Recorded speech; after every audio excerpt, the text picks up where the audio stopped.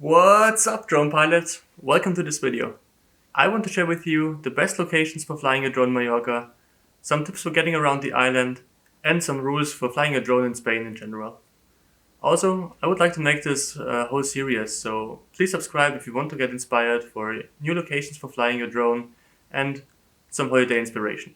Now, let's get started.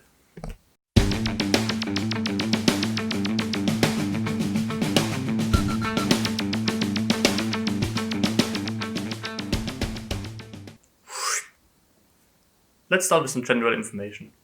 I personally traveled to Mallorca last month and I stayed in a central hotel near Llucmajor.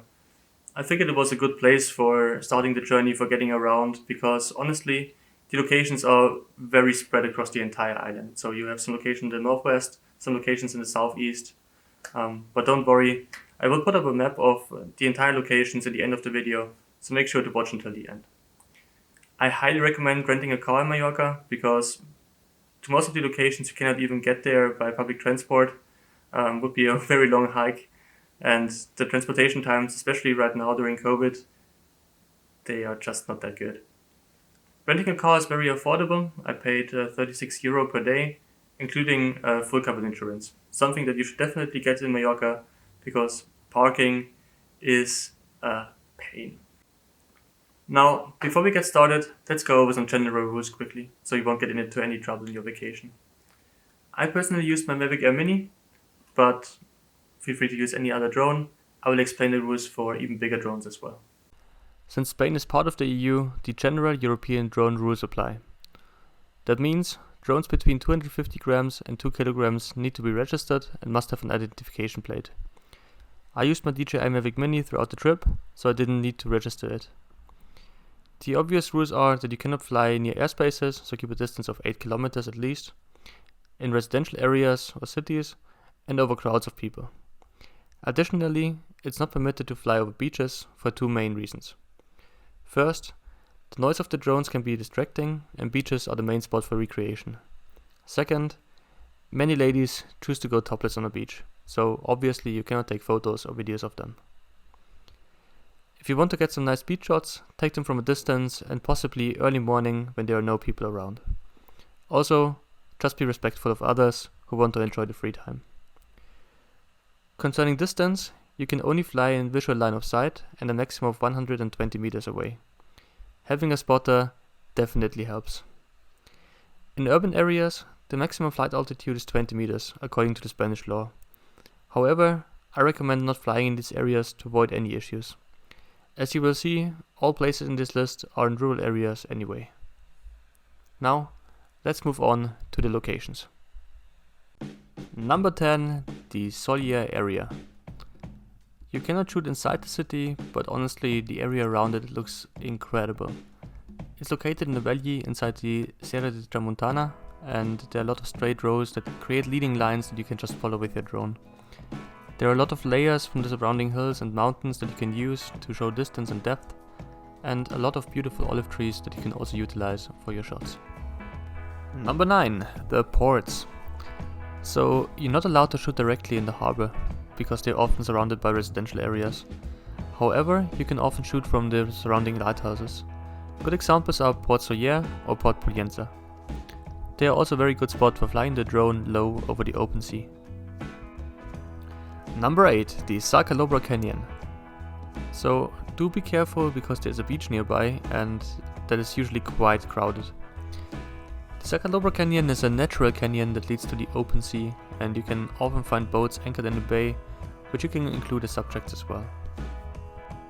Number 7, Santuario San Salvador near Formentor. This spot is made for drones. It is a monastery located on a hilltop that overlooks half the island. There are two huge statues that act as interesting objects in your shots, but you reveal the vast landscape behind them. Number 6, Parc Natural de Mondragó. There are 3 hidden beaches in the southeast near Caló, Mondragó, Samarador, and Caló de. You can find the crystal clear water and sandy beaches that are so typical for Mallorca there. Try to get a wide drone shot of all 3 beaches in one frame for the best effect. Number 5, Formentor. This is an obvious one, since it's highlighted in every tourist guide about Mallorca. Located in the far northeast tip of the island is the Formentor or Formentor Lighthouse. The road towards there is spectacular, and on the way there are many viewing points that overlook the cliffs, if you can get a parking spot. Any time of the day is good, but sunrise there is special. Number 4. Torre del Verger near Banyalbufar. You'll notice a lot of old watchtowers across Mallorca that make for beautiful motifs on their own. One of the more accessible ones is Torre del Verger near Banyalbufar in the northwest of the island. Follow MA10 from Banyalbufar towards Estaliencs, and you'll reach it in around 1.5 kilometers. The tower stands directly on a cliff and overlooks the entire coastline towards the west. I recommend getting there around sunset time for the best lighting conditions. Now, the top 3 are some incredible locations for droning. It's unbelievable that they are on the same island because typically you would not expect such a diversity in just one space. I got some amazing shots in these places, so make sure to check them out. Number 3. Talaia de albercutx. This one is a hidden gem. I actually didn't know about this spot until a day before I went there, when YouTube randomly suggested a video about it. Similar to Torre del Verger, this is a watchtower like many in Mallorca. However, you can actually climb this one. It overlooks Pollenca and provides an incredible view of the Serra de Tramontana and the Mediterranean Sea. To get there, follow MA2210 from Pollenca towards Cap Formentor.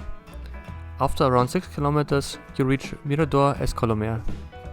Turn right and follow the steep and narrow road towards the watchtower. The best time to get there is for sunrise. Number 2. Caló des Moro. You have to get up very early for this one because it quickly fills with tourists. We got up at 4:30 am, drove from our hotel to Sant, parked our car at the nearest parking spot and hiked 1.5 kilometers to get for sunrise.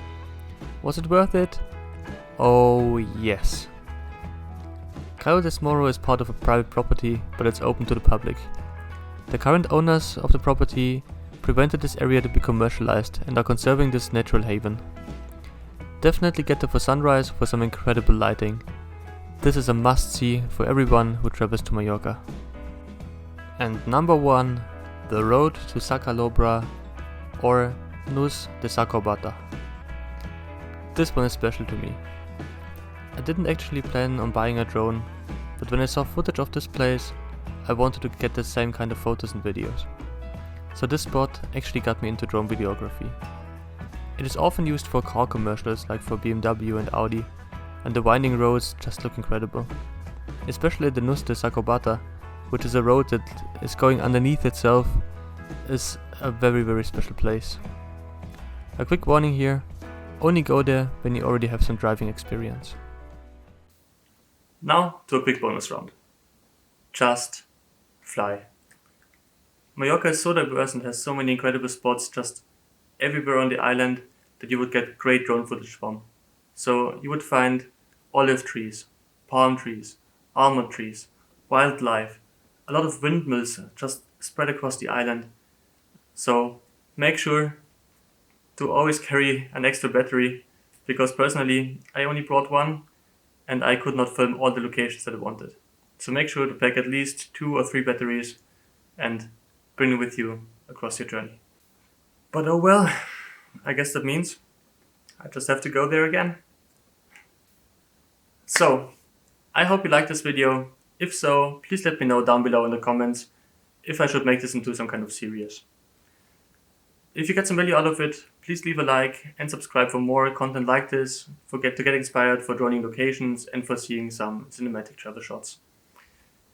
I will put up the map of all the locations now, and yeah, enjoy your vacation, have fun droning, and enjoy Mallorca.